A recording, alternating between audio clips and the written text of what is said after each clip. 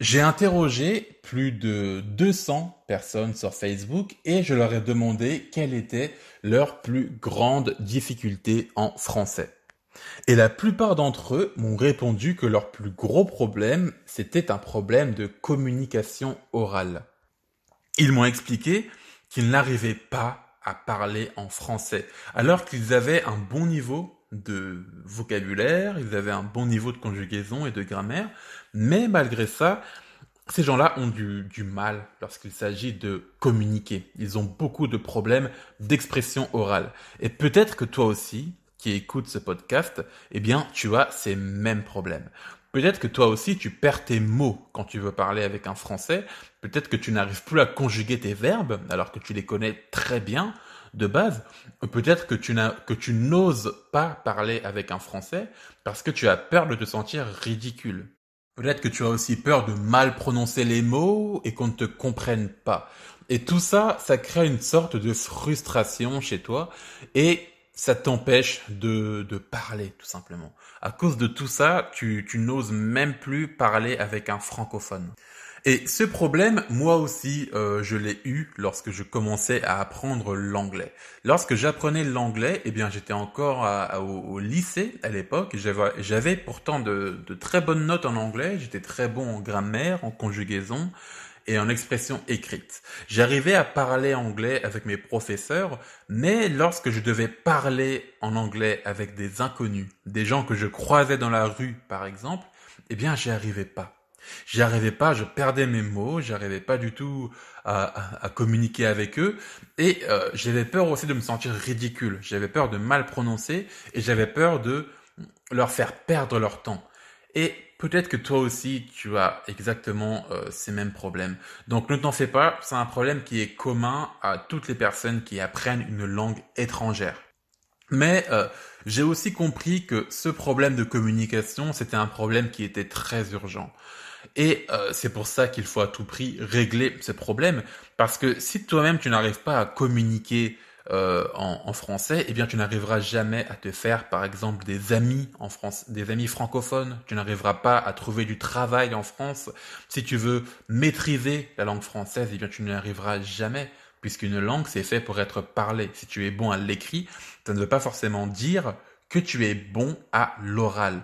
Donc c'est pour ça que c'est très important de résoudre ce problème. Et peut-être que à l'heure actuelle, tu essayes déjà de résoudre ce problème en regardant des vidéos sur YouTube, par exemple, en regardant des films, ou en regardant des séries. Peut-être que tu écoutes des podcasts aussi pour essayer d'améliorer ton expression orale.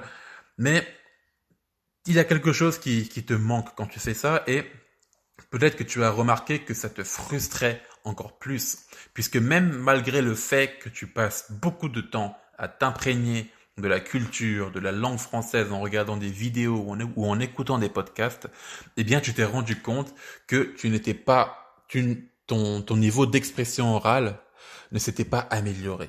Malgré tous ces efforts, tu t'es rendu compte que ton expression orale est toujours stagné, tu as toujours le même niveau à l'oral. Mais en réalité, je vais t'expliquer d'où vient le vrai problème. C'est pas forcément un problème qui est lié à la langue. C'est pas un problème de grammaire, de conjugaison ou de quoi que ce soit. Le vrai problème, c'est plutôt un problème qui est lié à ta confiance en toi lorsqu'il s'agit de parler la langue. C'est un problème qui est lié à ta confiance en tes capacités linguistiques. C'est à cause de ce manque de confiance en toi que lorsque tu arrives devant un Français, eh bien tu stresses. J'ai eu exactement le même problème. Moi aussi, je stressais beaucoup devant des francophones et ce problème de stress qui était lié à un problème de confiance faisait que je perdais mes mots. Je n'arrivais plus à conjuguer mes verbes. Je n'arrivais plus à parler. J'étais comme paralysé. Et ça veut dire que si tu veux être capable de communiquer en français, d'améliorer ton expression orale, eh bien tu dois apprendre à améliorer ta confiance en toi, en tes capacités linguistiques pour au final être à l'aise à l'oral et pouvoir parler sans stresser. Et c'est d'ailleurs pour ça que j'ai créé mon cours à l'aise à l'oral dans lequel je t'explique 12 étapes pour parler français sans stresser.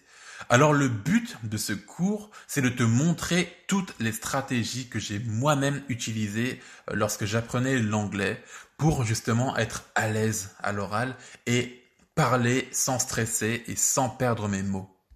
Et du coup, là, je vais t'expliquer les 12 étapes que tu vas découvrir dans le cours à l'aise à l'oral. La première étape, c'est comment annuler ton stress en 1 seconde. Tu verras, à ce moment-là, eh bien, je vais t'expliquer une méthode que j'utilise à chaque fois que je suis un peu stressé.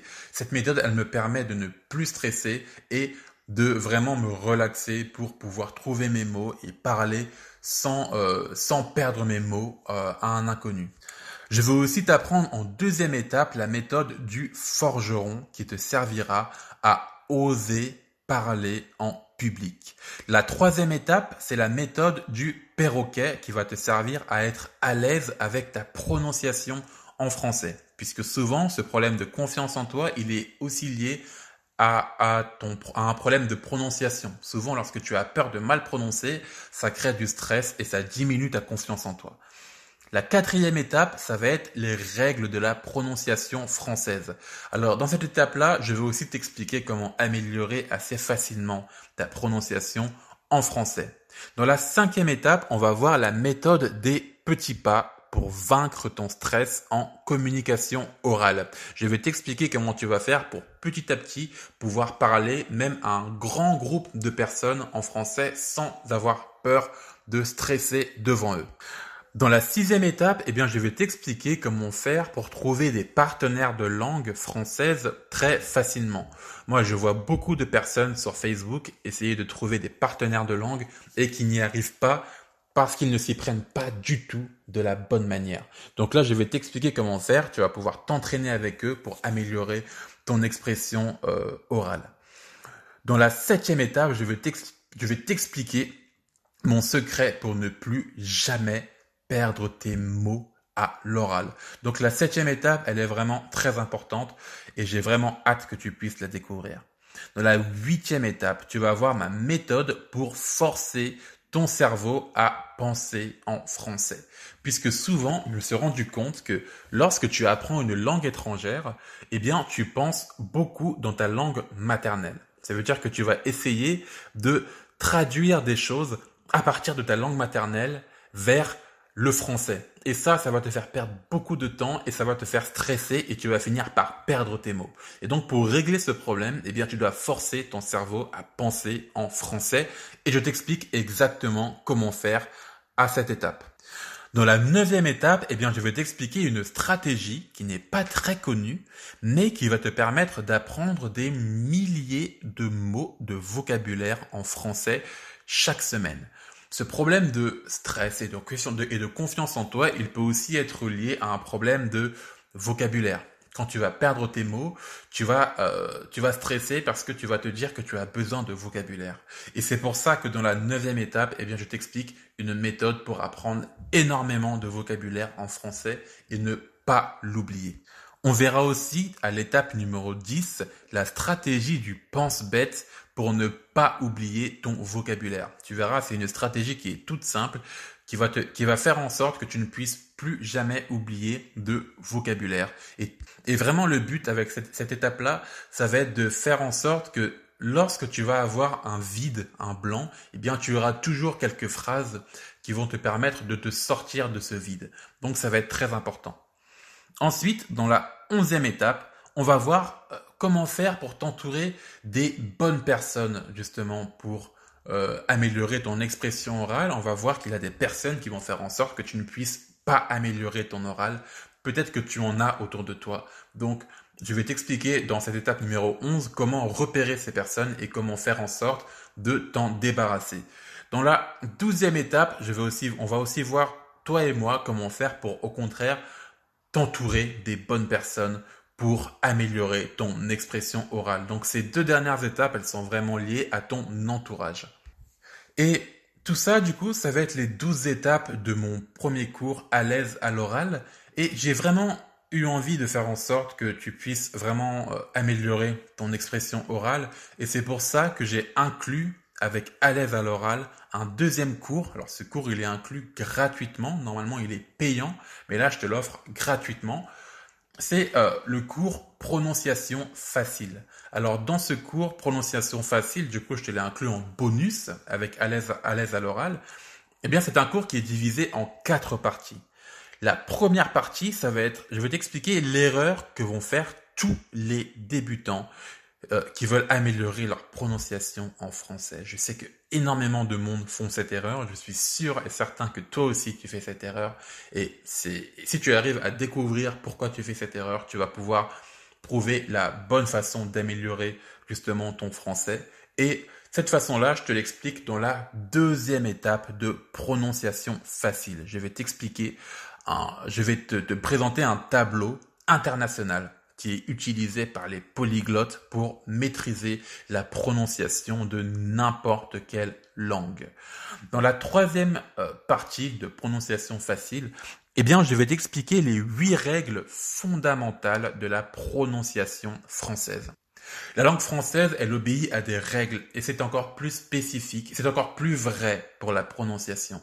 Nous, les Français, nous avons des règles comme ça qui font que nous parvenons à parler d'une certaine manière à l'oral, une manière qui est différente de l'écrit. Et tout ça, je te l'explique avec 8 règles fondamentales que tu dois absolument connaître.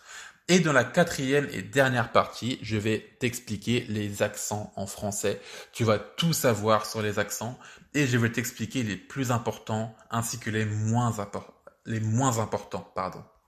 Alors, le cours à l'aise à l'oral ainsi que le cours bonus gratuit prononciation facile sont disponibles là à partir d'aujourd'hui à un tarif de lancement. Ça veut dire que jusqu'à vendredi, eh bien, tu as jusqu'à moins 70% de réduction sur le cours. Alors, c'est la première fois que je fais ça. Si tu veux accéder au cours, eh bien, tu peux aller directement sur mon site frenchin5minutes.com/oral ou alors tu peux aller directement dans la description pour avoir accès au cours. Alors, ce cours, c'est un cours audio. Donc, le but, c'est que tu puisses l'écouter un petit peu partout. Donc, c'est vraiment un cours qui est assez dense puisqu'en réalité, tu auras les 12 étapes de à l'aise à l'oral et jusqu'à vendredi pour fêter le lancement de ce cours, eh bien, tu as en bonus le cours prononciation facile. Donc la promotion, elle se termine ce vendredi. Si tu veux y avoir accès, eh bien à partir d'aujourd'hui, tu as 70% de réduction sur le cours. Si tu veux y avoir accès, tu peux cliquer dans le lien qui est dans la description ou alors si tu écoutes le podcast, tu peux aller directement sur mon site frenchin5minutes.com/oral. Tu arriveras directement sur la page du cours. Moi, en attendant, eh bien, je te dis à la prochaine pour un nouvel épisode. Salut!